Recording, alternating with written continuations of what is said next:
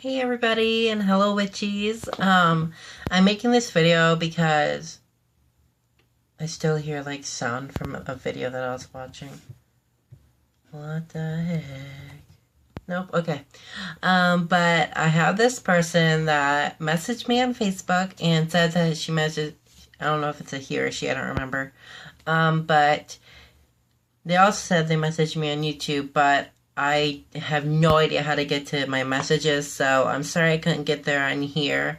But they're asking about me teaching people about how to cast spells, and that's the area where I kind of draw the line. The whole reason I don't want to teach people how to do spells is not because they're horrible and you can unleash everything. And that they're difficult and I don't know how to do them, but I do. I write my own and they always work amazing. I'm actually starting to get into translating them into Latin and doing them like with Latin. But whole different story. But so they asked me about this love spell and okay. So love spells. I've done them. I've learned so many things about love spells before I cast one because I know if you ask for a certain person, or if you want someone specific and you want them to come back to you, or you want to stay with them long, you're pretty much putting a curse on them. Just think that you're controlling their mind. You are messing with their free will. And that's what everyone in witchcraft knows not to do, except for people that do the dark side of it. I do believe that you can do the dark magic and the light magic because Earth is dark and light, so is everything around us. So witchcraft is both. So that's what I believe. I don't know if any of you. I don't really read the Wiccan read. I do follow the harm none, do what you will. That thing I follow to a T. But the other stuff I don't really read. It's not even in my book of shadows because I'm not Wiccan. But yeah, just do not mess with love spells. I would read you one of my spells, but I do not. I actually can remember it. I asked for someone out in the world to come find me, and then I asked for the traits that I wanted in the person, and oh my gosh, I can't even talk. The only details I asked were certain traits. They don't have to have them. They can have them. That's what I want. But I asked for certain traits. Like, since I'm transgender, I want someone that's bisexual because they accept male and female. And then I said funny, loyal, what else did I say? Funny, loyal. I think I said outgoing, but then I'm not really outgoing even though I am a Leo. But, just qualities that you'd want in the person. Calling upon the elements to help out. I called Aphrodite because she's one of my goddesses. I think I use the element fire a lot in it. But yeah, it's very simple, but the first love spell I cast actually worked. Is one me and my friend Lori did together. I think it was because of both of our energy pulled together. It made it really powerful. So I believe that's why that one worked. And then I think I did one with my friend Ashley, but then it was kind of stupid for me to do it because I didn't need to do it and I never get out, so I never meet anybody. So that's why I don't do love spells anymore, because I don't need love in my life right now. I'm perfectly fine being single. Mostly because every time I do find someone, they either let me down or they never talk to me again. And then the other spell that they asked for is a weather spell. This is a complicated one too because everyone in the whole world wants to control the weather. If it's raining and you're shopping, you don't want to get wet, they want to control it and make it stop. But it is not that simple. I have many times controlled weather. But it was when I was really I was like outside, even if it was raining, I was outside with that, not in a porch, but like that thing that is, oh my gosh, I don't remember what it's called. But whatever, I don't know, remember what it's called. But I had something over me to protect me from the rain. I did a spell. It took probably like 3 minutes or 10 it can take. I think 10 was the longest, or an hour, I don't remember. But it worked. So I'm not going to share that spell with you guys because I do not remember it. And then I also did one with that it translated to Latin, and that one worked. And then I did a reversal to make it stop, and that worked. So it's like I have pretty good weather instincts. I don't ever want to cause like really bad weather, or like when it's really bad weather and the energy is horrible. I never try messing with that because either it'll backfire or it just won't work because you don't have enough energy to control that huge storm. And people will probably say, what are you talking about? You can't control weather. You just can't. No, you can. It just takes a lot of energy and you do feel tired after it.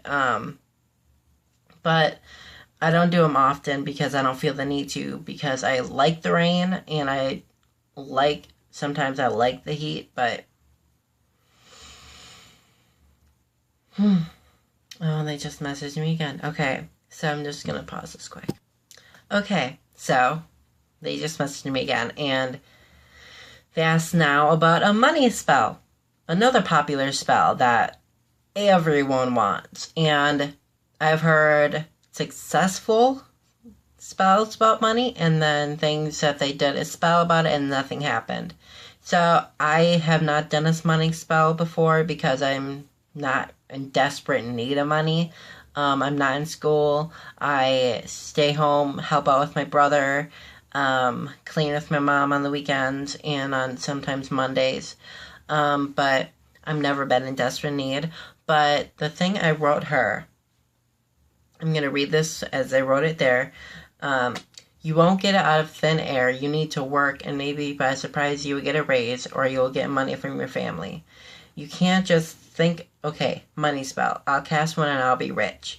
That won't happen. You can't make things that just appear. That it has to come from something.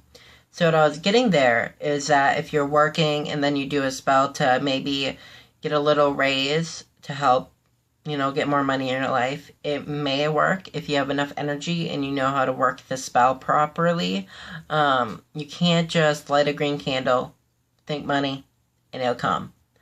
That won't happen. You have to have the right intention. You have to have the right, I wouldn't say you have to have the right candle or herbs. You don't even have to have a candle or herbs. You just have to have the right mindset and right intention to anything spell work you're doing. And then saying things that they have to come from something. I got this from many people and from TV shows too, but it's very true that you can't just get something out of thin air. It has to come from something. Like I said, for work, maybe you'll get a raise. From family, maybe you'll get a raise on your allowance. Or maybe if you're in need of money and your mom has more money and she can give you some, maybe that'll happen. It has to come from something and somewhere. Just like, I don't know, what spell? I don't really know what else to say. But yeah, you can't just do a spell about money and just get rich. That's the thing, that people come into the craft for all the wrong reasons. They come into the craft for the spells, and spells are not they are the popular part of the craft. What am I talking about? But they're not the main part of the craft. I would say that they're probably like 10% of the craft. A lot of witches do not do spells all the time. We might do rituals, like morning rituals, like waking up, meditating, lighting incense, lighting a candle, taking a shower, doing our face routine. You know, just rituals that you do every day that may include something witchy in it, may not. Um, yeah, like I said, we don't do spells every day. I done a spell like 2 days ago, I think. Um, but I meditate. I haven't been doing anything really witchy lately because I've been really working on my book and I've been learning more Latin and I've been going out in nature a lot more. But haven't been doing really anything complex about the craft.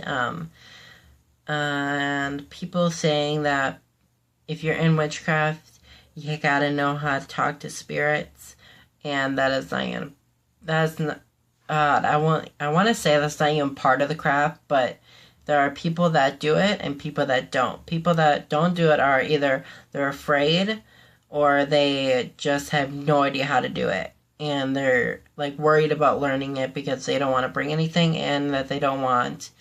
And that's a big part why I don't do it.